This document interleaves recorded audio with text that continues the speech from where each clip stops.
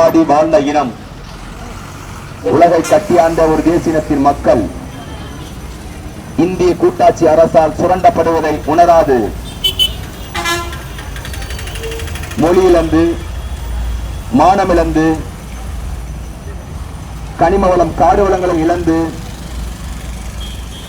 பெரும் பொருளாதார சுரண்டலுக்கு இடையே அடிமை தேசியனமாக வாழ பழகிய எம் மக்களுக்கு மொழியால் நாம் தமிழர்கள், இனத்தால் நாம் தமிழர்கள், நாட்டால் நாம் தமிழர் தேசியனத்தின் மக்கள் என்பதை உணர்த்துவதற்காக தமிழர் நாட்டு கட்சியை தொடங்கியிருக்கிறோம். இது வரலாற்றில் ஒரு தொடக்கம். எப்பொழுதும் சிறையில் இருந்துதான் உங்களுக்கு தலைவர்கள் வந்திருக்கிறார்கள்.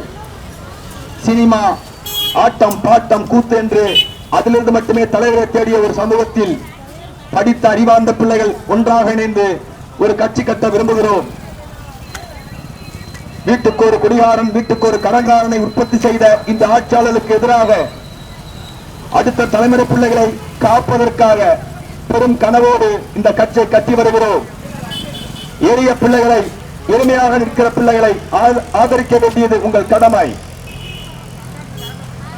வரலாற்றில் எல்லாம் ஒரு புள்ளியிலிருந்து தான் தொடங்கும்.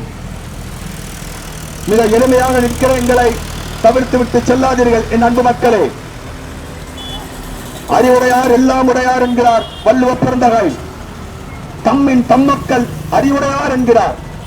என்னை விட எனக்கு பிறக்கிற குழந்தை அறிவோடு பிறக்கும் என்பது வள்ளுவன் கண்ட தியரி, கருத்தியல். ஆனால் எங்கள் அடுத்த தலைமுறை பிள்ளைகள் அறிவோடு வாழ்கிறார்களா என்றால் பள்ளிக்கூடங்களில் மது அருந்துகிறார்கள், வகுப்பறைகளுக்குள் மது அருந்து விட்டு வருகிறார்கள். மொத்த சமூகமும் குடிகார சமூகமாக மாற்றப்பட்டிருக்கிறது. இதை பற்றி எந்த பிரச்சனையும் இல்லாமல், எந்த அக்கறையும் இல்லாமல் தமிழ் சமூகம் கடந்து செல்கிறது. எனில் இந்த பேராபத்தான சூழலை நோக்கி நகர்கிற சமூகத்தை மீட்டும் ஒழுக்கத்தோடு வாழ்கிற சமூகமாக, நேர்மையோடு வாழ்கிற சமூகமாக, அறத்தோடு வாழ்கிற சமூகமாக மாற்றிட பணியை நாம் செய்ய விரும்புகிறோம். ஒழுக்கம் உயிரினம் ஓம்பப்படும். எல்லா விதமான வெற்றிக்கும் தொடக்கமாக இருப்பது தனி மனிதனின் ஒழுக்கம். ஒழுக்க சிதைவு இறுதியில் வன்முறையும் கொலையிலும் கொண்டு போய் நிறுத்தும். ஒரு குடிகார சமூகம் சோம்பேறி சமூகமாக மாறும். சோம்பேறி சமூகம் வன்முறை சமூகமாக மாறும். எனில் தமிழ் சமூகம் குடிகார சமூகத்தில் இருந்து இன்று சோம்பேறி சமூகமாக மாறியிருக்கிறது. அதன் விளைவாக மந்தேரிகள், பீகாரியும் வட இந்தியனும் வந்து எல்லா தொழிலும் கைப்பற்றுகிறான். எனில் தமிழர்களின் குதி இந்த சமூகத்தை சிதைத்துக் கொண்டிருக்கிறது. உன்னை குடிக்க சொன்னது திமுக, அதிமுக கட்சிகள், அதன் தலைவர் மக்கள். டாஸ்மாக் சாராய வருமானத்திலிருந்துதான் கட்சியும் நடத்தப்படுகிறது, ஆட்சியும் நடத்தப்படுகிறது. இந்த கட்சிகளும் ஆட்சியும் சாராயத்தில் நடத்தப்படுவதற்கு எதிராக மக்கள் கிளம்பட வேண்டும். ஒழுக்கம் சிதைகிற சமூகம் பேராபத்தை நோக்கி நகரும். இதை உணராமல் குடிக்கிறவன் தனி மனிதன் தான் குடிக்கிறான். தனி மனித பிழையாக பார்க்காமல் ஒரு சமூக பிழையாக பாருங்கள். குடி ஒரு சமூக நோயாக மாறிக்கொண்டிருக்கிறது. இன்னைக்கும் தமிழ் சமூகத்துல குடும்பங்கள் நிம்மதியா இருக்கு, ஏதோ வாழுதுன்னா அது வீட்டில் இருக்க பெண்களால் மட்டும்தான். ஆண்கள் அத்தனை பேரும் குடிக்கிறான். விளைவே பெண்கள் கூலி வேலைக்கு போயான்னு காப்பாற்றணும்னு நினைக்கிறாங்க. மகளிர் சுய உதவி குழுக்கள் மூலமாக கடனை உடனே வாங்கியாவது பிள்ளைகளை படிக்க வைக்கிறாங்க. பெண்களால் இந்த சமூகம் காப்பாற்றப்பட்டுக் கொண்டிருக்கிறது. ஆனால் அதற்காக ஆண்கள் அத்தனை பேரும் செத்து போகிற சூழலை உருவாக்கி விட்டார்கள். ஆண்களே இல்லாத சமூகமாக தமிழ் சமூகம் உருவாகிவிடும் என்ற நிலை. அந்த அளவுக்கு இந்த சமூகத்தை, ஒழுக்கக்கேடான சமூகத்தை உருவாக்கி முடித்து விட்டார்கள். இதை தடுத்து நிறுத்த விரும்புகிற எங்களுக்கு துணை நில்லுங்கள். வள்ளுவத்தின் நெறியை கற்பிக்க விரும்புகிறோம். வள்ளுவரே நமக்கு ஆதியும் அந்தமமாக நிற்கிறார். வள்ளுவம் என்னும் பேராசான் வள்ளுவ பெருந்தகையின் வழியாக தமிழ் சமூகத்தை மீட்க வேண்டிய தேவை உருவாகிறது. வள்ளுவர் உங்களுக்கு வாழ்வியல் நெறியை சொல்லவில்லை, வள்ளுவன் அரசியல் நெறியை கற்பிக்கிறான். வள்ளுவத்தின் வழியாக, வள்ளுவ புத்தகத்தின் வழியாக, திருக்குறளின் வழியாக ஒரு அரசியல் சாசனத்தை கட்டமைக்க நாங்கள் விரும்புகிறோம்.